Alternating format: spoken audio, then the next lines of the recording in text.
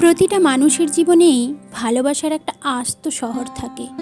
সমস্ত ভাঙাচোরা বিচ্ছেদের গল্পগুলোকে বুড়ো আঙুল দেখিয়ে প্রতিটা ভালোবাসার মানুষ রং তুলিতে নিজেদেরকে রাঙিয়ে তুলুক। দ্বিধাদ্বন্দ্ব জর্জরিত মানুষ জানুক আসলে ভালোবাসা কোনো অজুহাতেই ভাঙে না। নমস্কার, আমি নির্মিতা। আপনারা সবাই কেমন আছেন? আশা করি খুব ভালো আছেন, সুস্থ আছেন। শুভ সন্ধ্যা সবাইকে। আমি একটা সন্ধ্যাবেলা এবং রাতের ভিডিও নিয়ে আপনাদের সামনে চলে এসেছি। চলুন, সন্ধেবেলা মায়ের জন্য চা এবং বাবার জন্য চা করতে শুরু করেছি। তো ভালো করে জলটা ফুটিয়ে মায়ের জন্য একটু গ্রিন টি বানিয়ে নিলাম। মা বলল আমি আজকে একটু গ্রিন টি খাবো, তো মায়ের জন্য গ্রিন টি আর বাবার জন্য করেছি নর্মাল লিকার চা। তো আমাদের সবাই চিনি ছাড়াই চা খায়। এদিকে বাবাকে বললাম যে মুড়ি খাবে, বাবা বলল না। তো বললাম যে ছোলা ভাজা, তো ছোলা ভাজা খাবে। আর আমাদের পুচকু দেখো, ও ছোলা ভাজা খাওয়ার জন্য মোটামুটি দুষ্টুমি শুরু করে দিয়েছে। চলুন, এদিকে বাবার চাটাও হয়ে গেছে। তো এবার দেবো বাবাকেও চাটা, দুটো বিস্কুট দেবো সঙ্গে। আর চলুন এবার চাটা দিয়ে দিই। আর আমাদের দুষ্টুটা চা খাওয়ার জন্য ভীষণ বায়না করে, তাই বললাম এবার চলো আমি আর তুমি একটুখানি মুড়ি খাই। সবাই চা খাচ্ছে, তো আমি আর ও একটুখানি মুড়ি খাবো। ওকে একটা একটা করে মুড়ি দিলে ও সুন্দর বসে বসে খাবে। এই দেখুন বসে পড়েছে। এবার একটুখানি একটা করে মুড়ি দেব, ও খাবে। আর যদি সামনে মুড়ির বাটিটা রাখা হয় মোটামুটি বাঘের মতো ঝাঁপিয়ে পড়বে।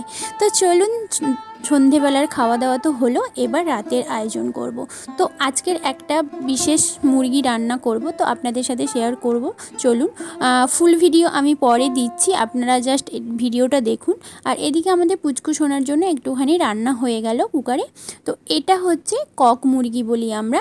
এটা ভীষণ টেস্টি খেতে হয়, একদম মানে ছোট হয় মুরগিগুলো, মোটামুটি 1 কেজি 1200 এরকম হয়, কিন্তু ভীষণ টেস্টি। তো চলুন, আমি আজকে একটু আলাদা পদ্ধতিতেই করব। এই সমস্ত পদ্ধতিতে আমি আলাদা একটা ভিডিও দিয়ে আপনাদের সাথে শেয়ার করব। তো চলুন, ওগুলো ভেজে নিয়েছি, নিয়ে ওটাকে পেস্ট করে নেব। এরপর চলুন চিকেনটাকে ভালো করে কষিয়ে নেব। আগে থেকে লবণ হলুদ একটু তেল দিয়েই মাখিয়ে রেখেছিলাম, এছাড়া আর কিছু দিইনি। সামান্য টক দই থাকলে দিলে ভালো হতো, তো টক দই আমার কাছে ছিল না, তার জন্য আমি দিইনি। আর আপনারা সবসময় টক দইয়ের জলটা ঝরিয়ে দেবেন, অনেকেই জানেন, তাও বললাম। আবার অনেকে বলবেন যে আমরা জানি, এসব বলতে হবে না, তো তাও বললাম।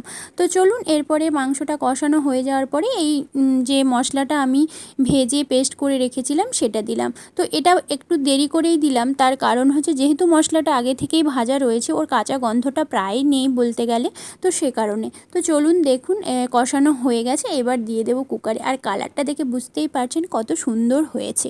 তো চলুন, এরপরে দিয়ে দিলাম জল, পরিমাণ মতো জল দেব, দিয়ে আলুগুলো দিয়ে দিয়েছি, আর উপর থেকে ধনেপাতা দিয়েছি। দিয়ে এবার একটুখানি ফুটলেই ঢাকিয়ে দেব। আপনাদের ভিডিওগুলো আমার কেমন লাগে অবশ্যই অবশ্যই করে জানাবেন। আর আপনারা কেমন ভিডিও দেখতে চান সেটাও আমাকে জানাবেন। আর চলুন, এদিকে দেখুন সিটি পড়ে গেছে, মোটামুটি 4-5টা সিটি দিতে হবে, 6টা মতো। মাংসটা একটু শক্ত হয় এটা, কিন্তু ভীষণ টেস্টি খেতে হয়। আর দেখুন কালারটা অসম্ভব সুন্দর হয়েছে, আপনারা দেখেই নিশ্চয়ই বুঝতে পারছেন।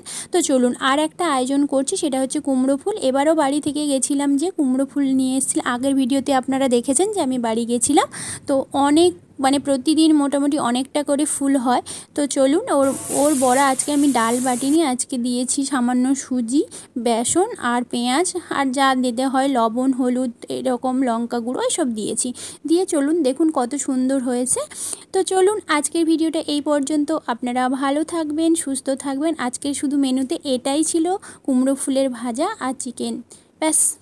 চলুন, টাটা, গুড নাইট। আপনারা সবাই ভালো থাকবেন, সুস্থ থাকবেন।